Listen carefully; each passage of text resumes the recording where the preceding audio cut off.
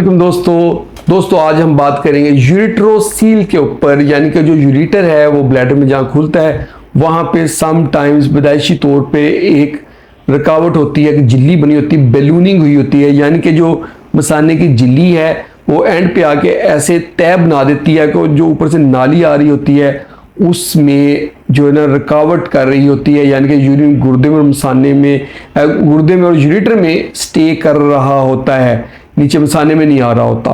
तो उसकी वजह से पेशेंट को हो सकती है दर्द और उसकी वजह से हो सकता है किडनी डैमेज। हमारे पास पेशेंट्स आते हैं जो लेट हो जाते हैं, उनमें किडनी का काफ़ी सारा डैमेज हुआ होता है, क्योंकि जब किडनी का हम स्कैन करवाते हैं रेडियो आइसोटोप स्कैन तो उसमें फंक्शन कम हुआ होता है।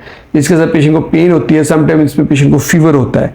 तो हमने इसमें ये करना होता है कि पेशेंट के कैमरा डाल के एंडोस्कोपिकली इसको हम काट देते हैं, रिसेक्ट कर देते हैं जो झिल्ली बनी होती है, ताकि रास्ता खुल जाए।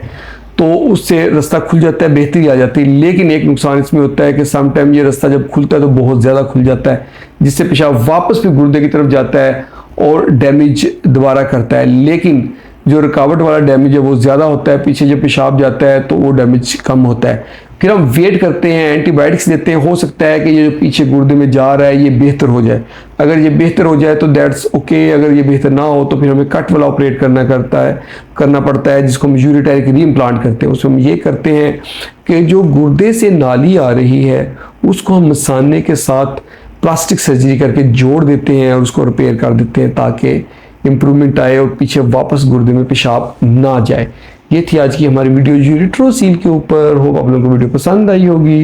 अगर वीडियो पसंद आई तो उसको लाइक कर दें और उसको शेयर करें अपने दोस्तों के साथ, ताकि आपको हेल्थ से रिलेटेड अच्छी अच्छी वीडियोस मिलती रहें। बहुत बहुत शुक्रिया।